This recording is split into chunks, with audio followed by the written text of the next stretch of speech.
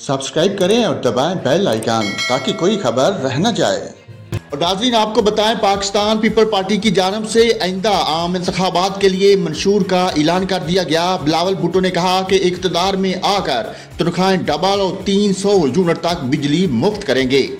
People party के chairman Bilawal Bhutto ने लाहौर में पार्टी की सेंट्रल एग्जीक्यूटिव कमेटी के इजलास के बाद प्रेस कॉन्फ्रेंस में आइंदा आम इंतखाबात के लिए पार्टी के मंशूर के हवाले से बात की।